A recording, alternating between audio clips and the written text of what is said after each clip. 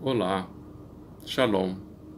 Meu nome é Tiago Freire, eu sou consagrado da Comunidade Aliança na cidade de Haifa, em Israel, e eu vou estar com vocês esses dias para falar sobre o tema Em Defesa da Vida. E nós vamos falar sobre muitos assuntos, muitos aspectos de como se pode defender a vida, né? E então, que defesa é essa da vida? Como se defende a vida? O que é vida? Qual é a vida que precisa ser defendida? A vida de uma pessoa? O que é ser pessoa? No aspecto jurídico, no aspecto filosófico, no aspecto religioso. Nós vamos tratar sobre esses temas. Como se defende uma vida? A vida se defende através dos direitos, através das leis. E o que é uma lei? Você já pensou sobre isso? O que é uma lei? Qual é a diferença entre uma lei civil promulgada pelo Estado, da diferença de uma lei moral, da diferença de uma lei religiosa? Qual é a diferença entre as leis, como elas agem, como elas são aplicadas e como as leis foram feitas para defender a vida? Este é o nosso tema. Nós também vamos tratar sobre aspectos sociológicos, como defender a vida no tempo de hoje e quais são as ameaças que existem à vida na nossa forma de viver, no nosso forma de conviver socialmente. Quais são os aspectos existentes na nossa sociedade hoje que podem ameaçar a vida e que podem proteger a vida? Qual é o princípio moral básico de toda a sociedade? Qual é o princípio moral que deve ser o princípio moral que guia toda a nossa ação? De acordo com a percepção também filosófica, independente da sua religião. Nós também vamos tratar do que é vida no sentido geral, no que é vida no sentido também da vida humana. Qual é a relação entre ser humano e pessoa? Será que todo ser humano é pessoa e toda pessoa é ser humano? Qual é a relação entre esses dois conceitos que muitas vezes nós usamos como sinônimos? Nós também vamos tratar sobre a proteção da vida dentro do direito civil, o que é o direito civil, e a proteção da vida no âmbito do direito penal e o que é direito penal. Esses são os nossos assuntos que nós vamos ver nesse mini curso ao longo de 5 vídeos que nós vamos tratar neste assunto. E nesse primeiro vídeo que nós estamos fazendo, nós vamos tratar do assunto do direito, da lei. O que é lei? Por que nós precisamos da lei? E quando nós devemos obedecer às leis e quando não devemos? Será que nós, como cristãos, católicos, religiosos, nós precisamos obedecer às leis humanas? Vocês já se pensaram sobre isso? Onde está o fundamento disso? Nós vamos falar nisso no decorrer do nosso tema de hoje. Então, no nosso tema de hoje, nós vamos falar sobre a defesa da vida e como nós podemos defender a vida através das leis. Bem, o homem, ele tem diversos aspectos. Ele tem o seu aspecto biológico, ele tem o seu aspecto religioso, espiritual, e ele também tem o seu aspecto social. Então, uma das definições mais antigas em relação ao homem é uma definição de Aristóteles, que no português, uma das primeiras traduções que foram feitas, traduziu no seu português como o homem é um animal político. Mas, em grego, Aristóteles não disse é exatamente isso, né? A tradução que foi proposta no português era porque em grego a palavra cidade era polis. Então dizer que o homem era um animal político significa dizer que o homem era um ser vocacionado a viver na polis, na cidade ideal, que na percepção de Aristóteles era Atenas. Mas o que ele escreveu de verdade, e aí tem uma outra tradução, ele escreveu que o homem é um animal comunitário, um animal social, um animal social. E a palavra que ele usou para dizer isso em grego tem esse duplo aspecto de comunidade e de sociedade. Então o homem é um ser que ele tem relações sociais, ele tem interação. Nós podemos perceber que existem agrupamentos dos animais, na natureza mesmo, em que eles têm grupos, andam em grupos. Só que na questão do homem, ele, além de, por um lado biológico, ele viver agrupado, o homem, como ele é um ser livre e dotado de razão, ele pode escolher viver em comunidade. Então, o homem, além do dado biológico dele viver em agrupamentos, ele, como é livre, ele escolhe viver e ele é um ser vocacionado a viver em sociedade. Como ele é um ser vocacionado a viver em sociedade, a convivência humana exige certos comportamentos, certos padrões para que se estabeleça a segurança, a paz, o bom convívio entre as pessoas que vivem nesses mesmos grupos, no mesmo grupo social. Então, como define também Montesquieu, a lei ela é uma relação necessária entre as pessoas, entre si, entre as pessoas e as coisas. Então, a lei ela é uma relação obrigatória, necessária entre as pessoas para que se regule a convivência social das pessoas. Nós, no estudo da história humana, a gente percebe que os primeiros agrupamentos existiam sempre líderes. Esses líderes, eles tinham um papel de guiar e que eles contavam com a estima do povo. E que por isso, por ver que aquela pessoa era uma pessoa mais habilidosa para conseguir alimentos, o mais forte, o mais inteligente, o que poderia ajudá-los a sobreviver diante das dificuldades da vida, elegiam ele como um líder. Só que essa liderança ela era temporária e que durava de acordo com a estima recebida pelo líder. Eu estou simplificando bastante, não estou entrando em detalhes, nem em coisas muito teóricas, nem citando muitos autores, para ficar mais simples. Mas depois aconteceu que passaram a existir reis. A gente pode perceber essa questão da liderança, por exemplo, no livro dos Juízes, na Bíblia, que você vê que existiam líderes que tinham um papel religioso e político ao mesmo tempo, mas que não eram reis. Eles eram pessoas que lideravam porque eles eram admirados pelas outras pessoas que estavam ao seu redor.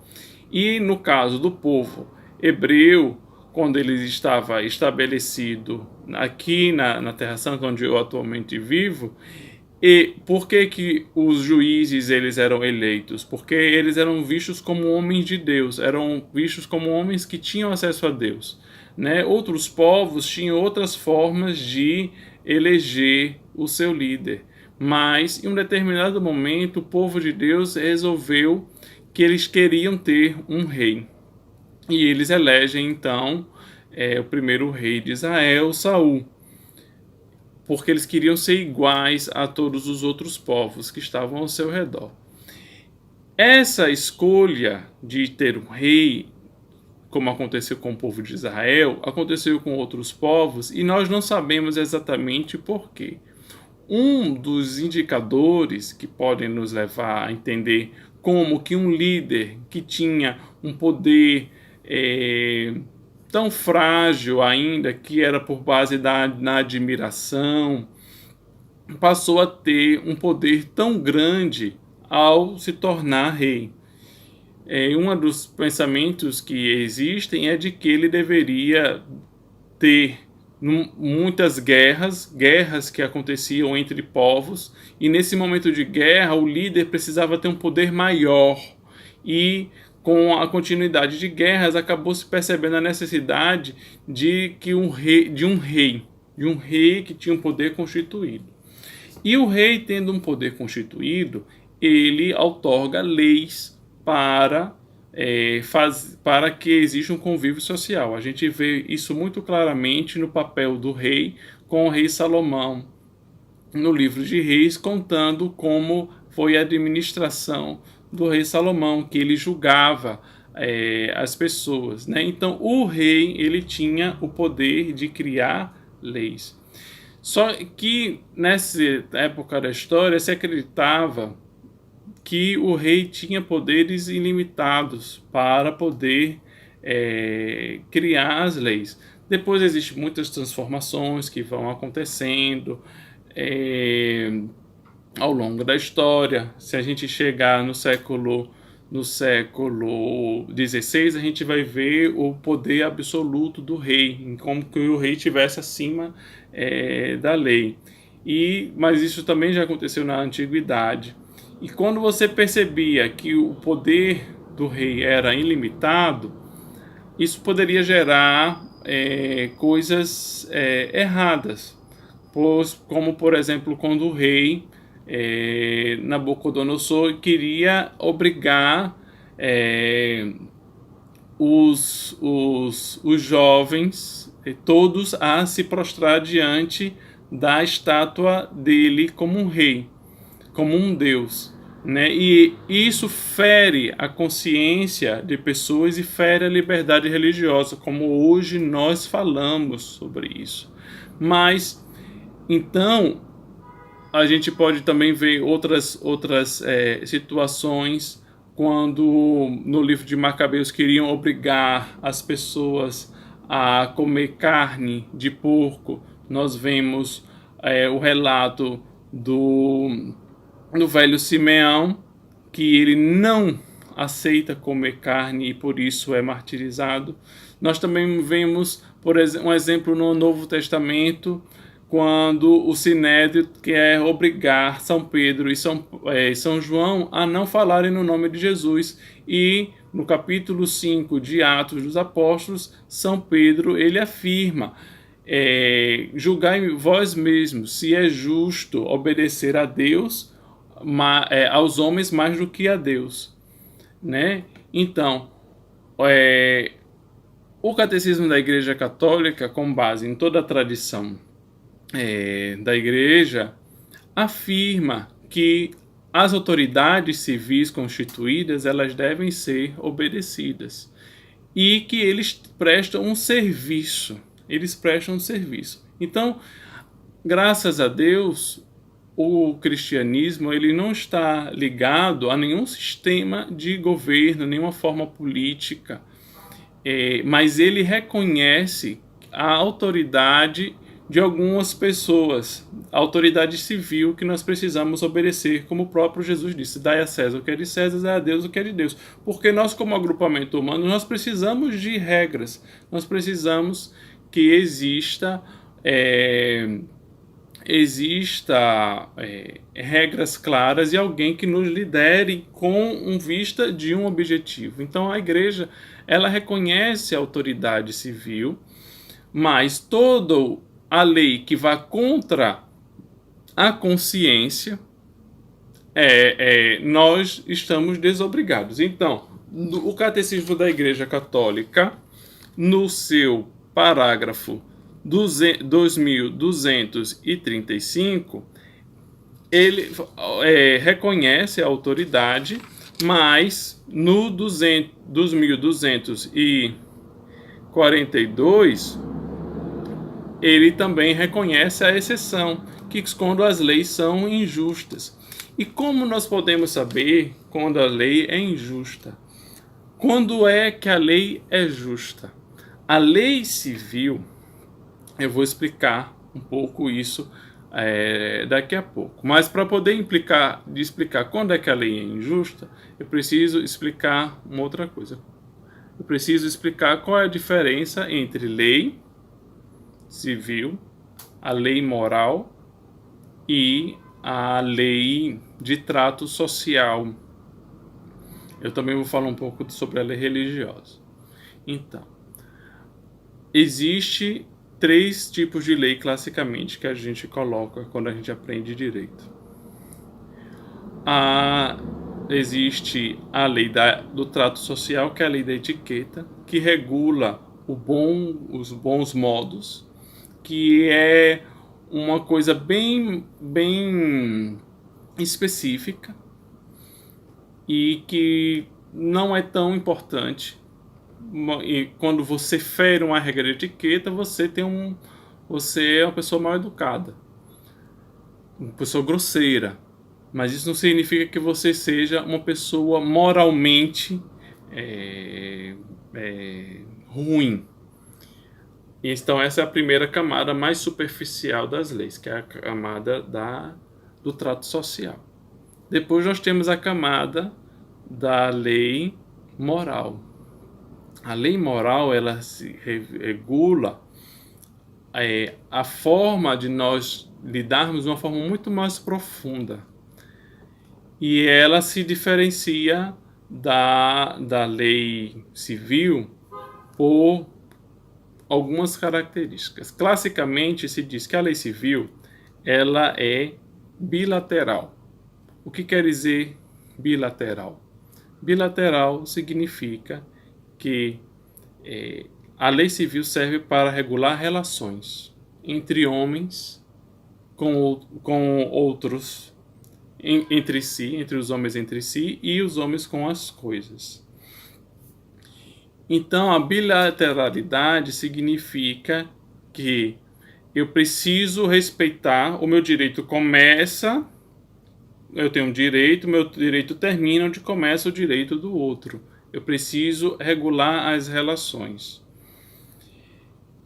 E para mim esse é o ponto de distinção entre o direito e a moral. O ponto principal. Por quê? Porque por regular as relações no direito, ele também precisa ter uma outra característica chamada heteronomia. Significa que eu não preciso concordar com a lei para obedecê-la. Independente se eu concordo com ela ou não, eu preciso obedecê-la, porque isso tem relação a outra pessoa. Então, por exemplo, eu posso achar que uma determinada pessoa vestir verde é errado, moralmente errado vestir verde. Eu tenho esse direito de pensar assim, mas eu não posso agredir aquela pessoa por vestir verde. Eu não posso pegar uma pedra e tacar na cabeça da pessoa porque ela veste verde. Quando eu penso é errado vestir verde, eu estou dentro de mim ainda. Eu, como pessoa, eu penso assim. Mas quando eu parto para um ato contra a outra pessoa, eu estou saindo da minha esfera pessoal para a minha esfera interpessoal. E por isso que o direito precisa regular isso. Então, o direito pode dizer não. é correto usar verde. Eu não preciso concordar com a lei que diz é correto usar verde, mas eu preciso respeitar as pessoas que usam verde. Essa é a diferença da bilateralidade, porque é uma questão de uma relação interpessoal. O Estado não pode me obrigar a achar que é correto usar verde, mas ele pode me obrigar a não maltratar uma pessoa que usa verde. Eu acho que o exemplo deixou um pouco mais claro. Também a lei do Estado, ela tem uma característica chamada de coerção. O Estado ele pode me obrigar a fazer uma coisa pelo medo, que é a coerção. Quando eu sei que existe uma punição, quando eu não faço uma coisa, eu tenho um medo, esse medo se chama coerção. O Estado, ele tem esse poder de coerção para que eu não faça algo.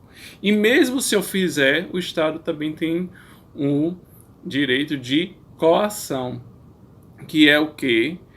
Quando eu não faço, vem o Estado e me obriga a fazer. Então, é quando o Estado me obriga a fazer uma reparação de dano, quando o Estado me coloca na cadeia por eu ter cometido um crime.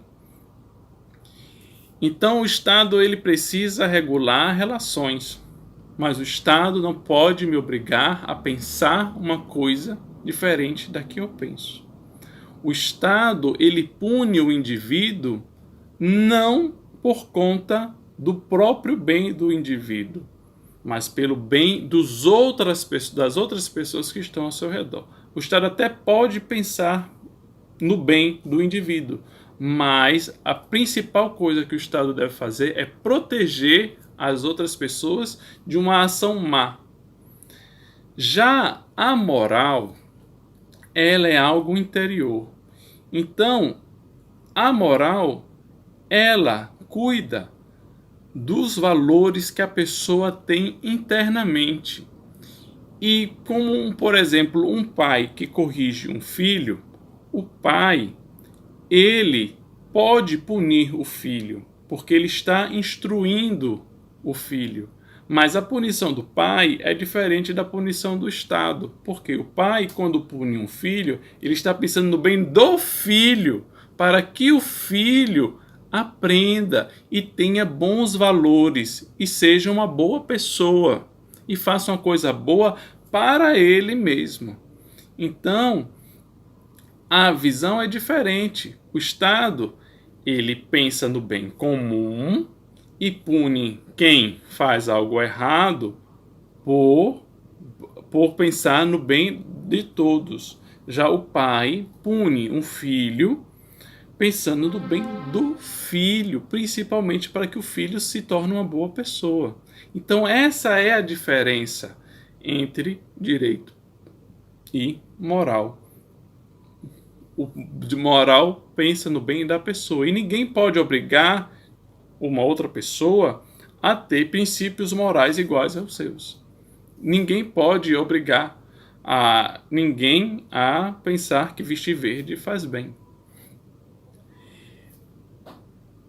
E nessa concepção, se o Estado existe para defender as pessoas, para defender a vida, é preciso deixar claro que o Estado não pode se interferir nas questões da consciência. Por isso que a Igreja diz que o Estado não pode entrar na consciência do homem, porque ali é o seu lugar sagrado em que cada ser humano ele tem a sua liberdade de pensar aquilo que é mais adequado para si.